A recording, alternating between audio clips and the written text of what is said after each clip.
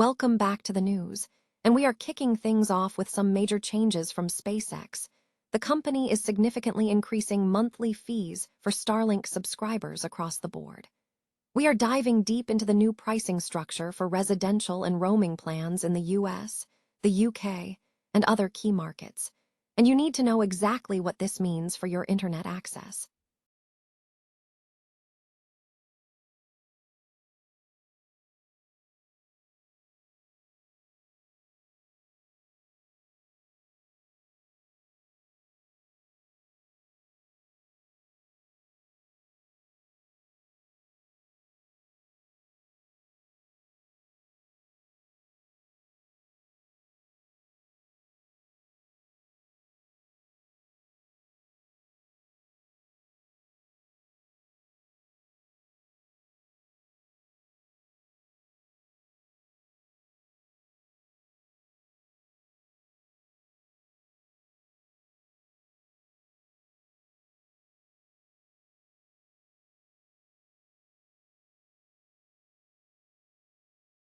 Arguing that Starlink and Amazon's LEO initiatives are poised to crush the rural segments of companies like AT&T. We examine why Kramer believes the future of rural connectivity belongs to low Earth orbit disruptors, not legacy ground networks. And to wrap up this explosive news cycle, we return to the pricing adjustments. We'll cover the specific fee hikes for Starlink standby mode and the changes for Australian users, plus a final look at how this entire satellite revolution is reshaping the global telecom landscape. Stay with us, because the next story is just around the corner. SpaceX has announced an increase in monthly fees for Starlink subscribers across various markets, effective May 19, 2026. The price adjustments apply to the residential and roaming plans in the United States, the United Kingdom, and select other regions. SpaceX stated that the price hikes are necessary to support ongoing improvements and investment in high-performance products and services, driven by strong customer demand and rising global operating costs. The new pricing structure for residential plans includes the following changes. 100 Mbps service will now cost $55 per month, an increase of $5. 200 Mbps service will be priced at $85 per month, also a $5 increase. Plans offering 400 Mbps and above will now be $130 per month, reflecting a $10 increase. For roaming plans, the adjustments are as follows. 100 GB will be $55 per month, a $5 increase. 300 GB plans will remain at $80 per month with no change. Unlimited plans will see a $10 increase, bringing the monthly fee to $175. In addition to the core service fees, SpaceX is doubling the price for Starlink standby mode, which will now cost $10 per month, up from the previous $5. Standby mode allows users to pause their service while retaining a low-speed, 500 kbps connection for essential, low-bandwidth tasks. Users in the UK will see most plans increase by an additional £5 per month, with some features having seen double pricing. Australian subscribers have also faced an increase of approximately 10%, with the 100 MB/s residential plan rising from $69 to $75.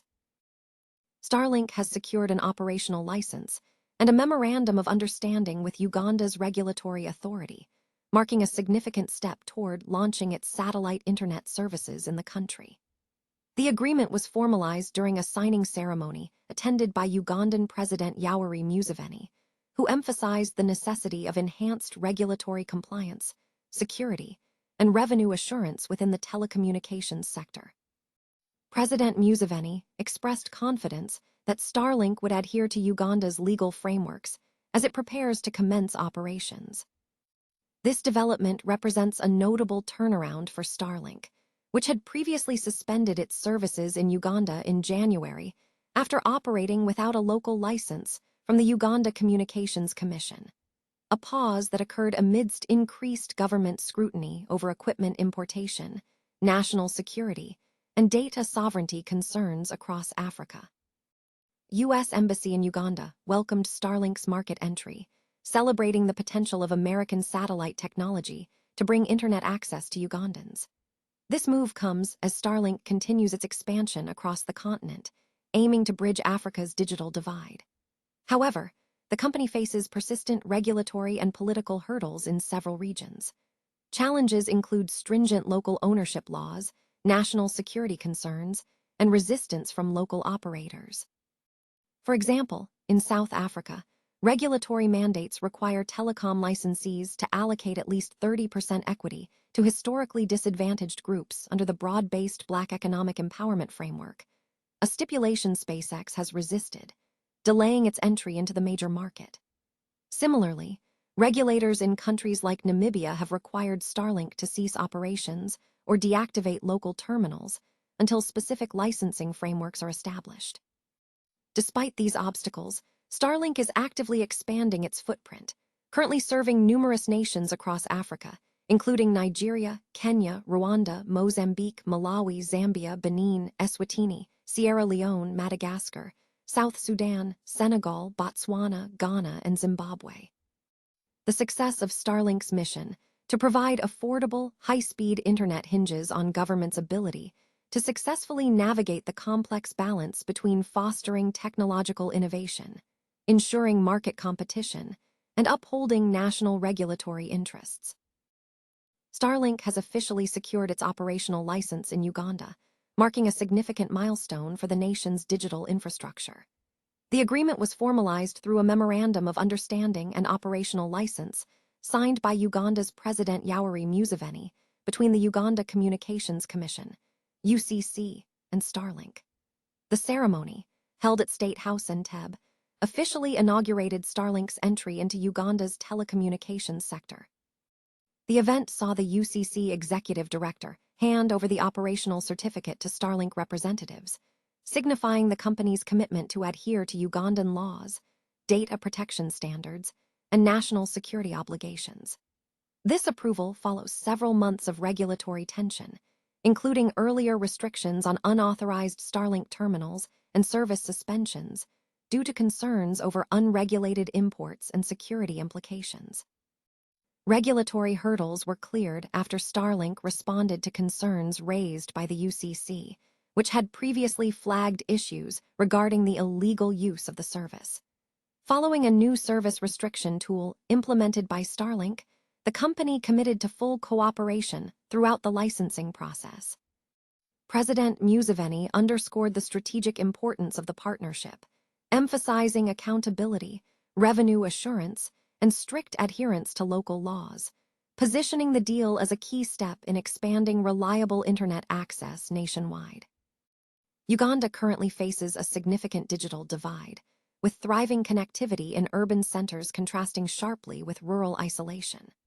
While major telecom providers like MTN Uganda and Airtel Uganda have expanded 4G and 5G networks, the overall internet penetration rate remains low, just over 22%, leaving approximately 40 million people in agrarian and remote communities disconnected from the global digital economy.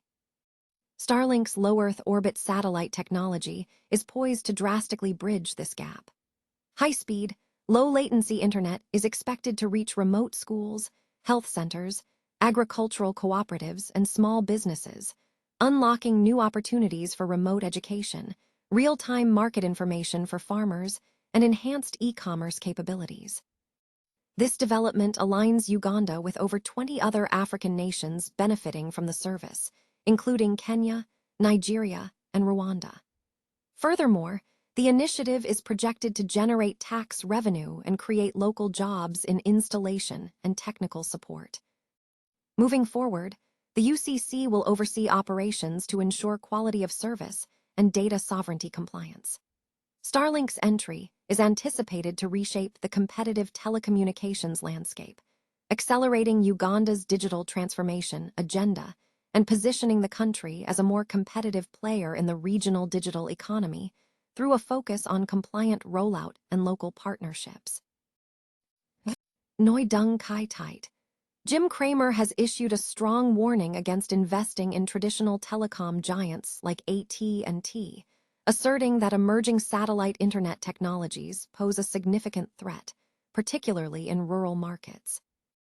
During a recent appearance on CNBC's Mad Money, Cramer addressed a caller who suggested AT&T could be a long-term investment, citing the company's acquisition of $23 billion worth of EchoStar spectrum to bridge coverage gaps and bolster 5G networks. Despite acknowledging the financial logic behind the acquisition strategy, Cramer firmly rejected the stock, expressing deep concern over Starlink and Amazon's low Earth orbit, LEO, satellite internet initiatives. /N Cramer emphasized that these satellite solutions are poised to become considerable competitors to the rural part of a company like AT&T. He argued that securing reliable satellite coverage could effectively reduce dead zones and build brand loyalty in both enterprise and rural segments. /N Cramer concluded that the impending satellite war renders traditional telecom plays too risky for current investors, suggesting that the future of rural connectivity lies with LEO disruptors rather than legacy ground-based cell networks. He stated plainly, "I don't want to be an AT&T." /N This cautionary stance contrasts sharply with the market performance of AT&T, which has seen its shares decline over the past month, falling 7.85% recently, and has shown a weak price trend across short, medium, and long terms according to channel YouTube's Edge stock rankings. /N Meanwhile, AT&T recently reported strong financial results for Q4 2025, achieving operating revenues of $33.47 billion and an adjusted EPS of 52 cents. The discussion highlights a major paradigm shift in the communications sector, favoring low Earth orbit technology over traditional infrastructure investments.